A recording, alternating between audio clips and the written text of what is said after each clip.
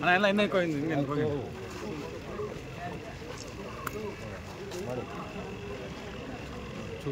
Phone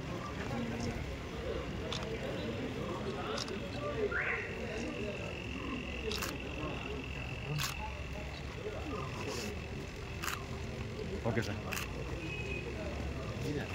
ಸಹಕಾರ ಸಂಘದ ನಿರ್ದೇಶಕರಾಗಿ ಚುನಾವಣೆಗೆ ಅಭ್ಯರ್ಥಿಯಾಗಿ ನಾನು ನಾಮಪತ್ರ ಸಲ್ಲಿಸಿ ಬಂದಿದ್ದೆ. ಈಗಾಗಲೇ ಒಂದು 13ನೇ ತಾರೀಕು ಅಪ್ಲಿಕೇಶನ್ ನಾವು ಹಾಕಿದ್ವಿ. ಈಗ 2ನೇ ಅಪ್ಲಿಕೇಶನ್ ಹಾಕ್ತಾ ಇದ್ದೀನಿ. ನನಗೆ ಈ ಚುನಾವಣೆಯಲ್ಲಿ ಸುಮಾರು ಬಾರಿ ನಾನು ಹಳೆಯ ನಿರ್ದೇಶಕರಾಗಿರ್ತಕ್ಕಂಥ ಶ್ರೀಯುತ ಅಕಾಡೆಮಿ ನಾಗರಾಜ್ರವರು ಬೆಂಬಲ ನೀಡಿದ್ವಿ. ಅದೇ ರೀತಿಯಾಗಿ ಮಾಜಿ ನಿರ್ದೇಶಕರಾದ ರಾಜೇಂದ್ರ ಗೌಡರು ಬೆಂಬಲ ನೀಡಿದ್ವಿ.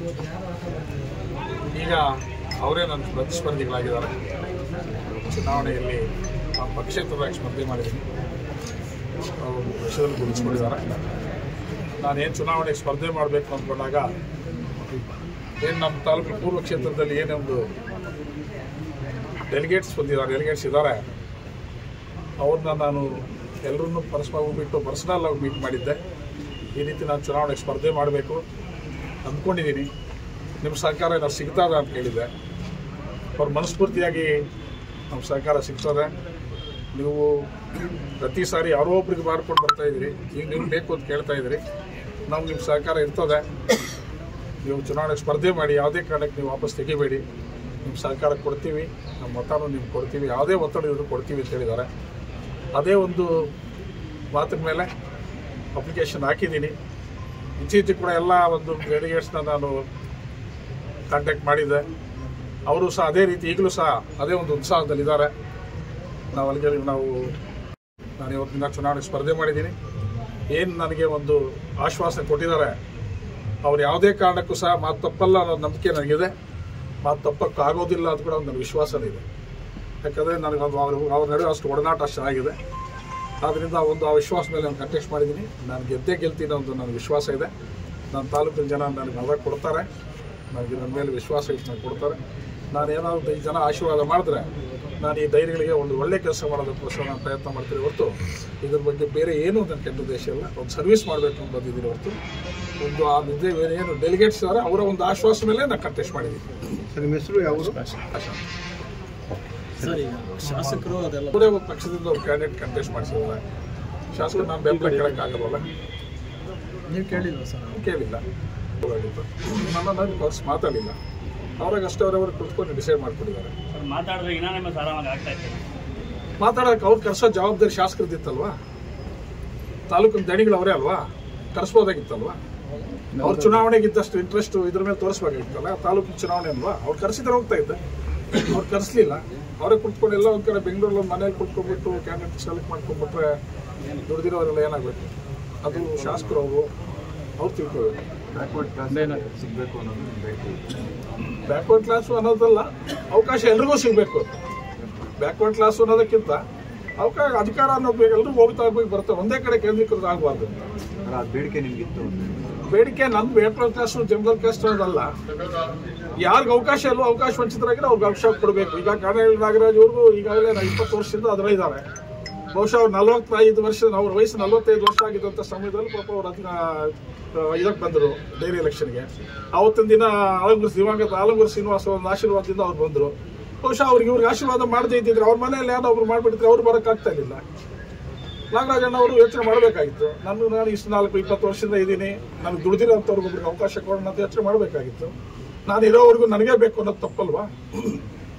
ಇನ್ನೊಬ್ರಿಗೆ ಜೊತೆ ದುಡ್ದಿರೋರಿಗೆ ಅವಕಾಶ ಮಾಡಿಕೊಡ್ಬೇಕು ಅನ್ನೋದು ಇದೆಯಲ್ಲ.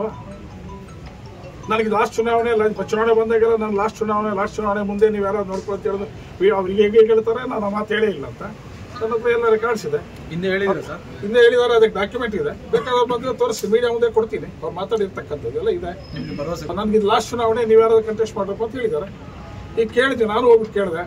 ನಾವು ಕೇಳಿದಾಗ ಅವ್ರು ಹೇಳಿದ್ರು, ಹೌದಪ್ಪ ಹೇಳಿದ್ದೀನಿ, MLA ಅವರು ಕರೆಸ್ತಾರಂತೆ, MLA ಕುತ್ಕೊಂಡು ಮಾತಾಡಂತಿದ್ರು. ಯಾಕೋ ಏನೋ ಗೊತ್ತಿಲ್ಲ. MLA ಅವ್ರಿಗೆ ಬಹುಶಃ ನಾವು ಯಾರು ಬೇಕಾಗಿದ್ದೀನಿ.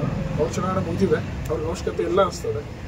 ಅದೇ ನಮ್ಮನ್ನು ಯಾರು ಕರೆದಿಲ್ಲ, ಅವರೇ ಕುತ್ಕೊಂಡಿಲ್ಲ. ಬೆಂಗಳೂರಲ್ಲಿ ಮನೆ ಕುತ್ಕೊಂಡು ನಿಮ್ಮ ಪ್ರಕಾರ ಸಾಮಾಜಿಕ ನ್ಯಾಯ ಒತ್ತು ಕೊಡಿ ಅಂತ. ಹೌದು, ಚೇಂಜ್ ಆಗ್ಬೇಕಲ್ವಾ?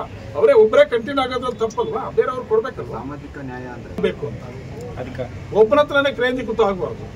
ಈಗ 20 ವರ್ಷದಿಂದ ಒಬ್ಬರ ಹತ್ರ ಇರಬೇಕು ಅಧಿಕಾರ, ತಪ್ಪಲ್ವಾ? ಇನ್ನೊಬ್ರಿಗೆ ಈಗ ಆಲಂಗೂರು ಶ್ರೀನಿವಾಸ ಅವ್ರ ಕಡೆನೆಲ್ಲ ಮೆಡಿಕಲ್ ಟೆಸ್ಟ್ ಚೇಂಜ್ ಮಾಡಿ ಆಲಂಗೂರು ಶ್ರೀನಿವಾಸ ಇವ್ರು ಕೊಟ್ಟರು, ಯಾರಿಗಾರ ನಾಗರಾಜನ್ ಅವ್ರಿಗೆ ಅವ್ರು ಕೊಡದೇ ಇದ್ದಿದ್ರ, ಅವ್ರು ಕೊಟ್ಟಿದ್ದಕ್ಕೆಲ್ಲ ಇವ್ರು ಬೆಳೆದಿದ್ದು.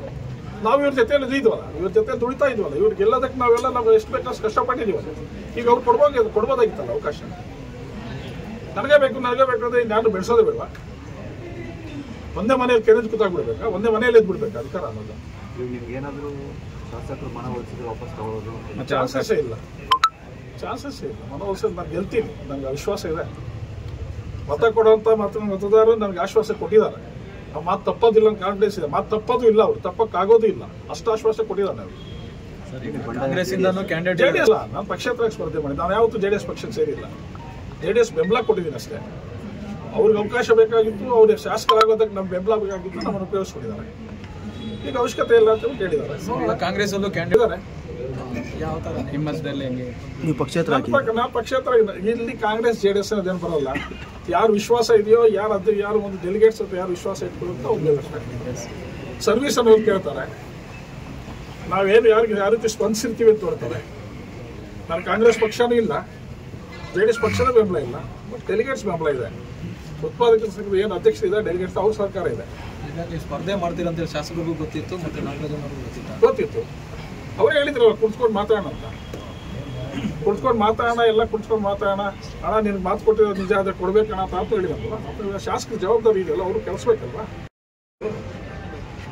ನಾಳೆ ಜನ ಕೇಳ್ತಾರೆ, ನಾಳೆ ಇನ್ನೊಂದು ಚುನಾವಣೆ ಬಂದಾಗ ಕೇಳ್ತಾರೆ ಜನ, ಏನು ಜವಾಬ್ದಾರಿ ತಗೊಂಡಿದ್ರಿ, ಯಾಕೆ ಕರೆಸಿ ಮಾತಾಡಿಲ್ಲ ಅಂತ ಅವ್ರು ಸರ್ ಅಂತ ಹೇಳಿ.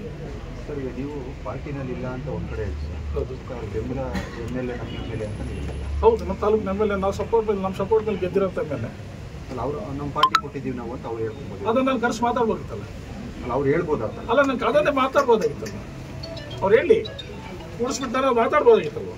ಇಲ್ಲ ನೀವು ಪಾರ್ಟಿಯಲ್ಲಿ ಕುಳಿತು ಕಂಟೆಸ್ಟ್ ಮಾಡಿದ್ರೆ ನಾವು ಕೊಡ್ತೀವಿ, ಇಲ್ಲ ನೀವು ಇಂಡಿಪೇಟ್ ಮಾಡಿದ್ರೆ ಕೊಡೋಕ್ಕಾಗಲ್ಲ, ಅದು ನನ್ನ ಕರೆಸಿ ಮಾತಾಡ್ಬೇಕಿತ್ತು. ಆ ತೀರ್ಮಾನ ಅದು ಯಾವ ರೀತಿ ಬರ್ತಾ ಇತ್ತು, ಆ ತೀರ್ಮಾನ ನಾವು ಬರ್ತಾ ಇತ್ತು.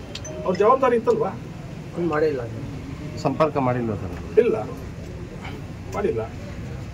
ಓಕೆ ಸರ್, ಅವಶ್ಯಕತೆ ಇಲ್ಲ.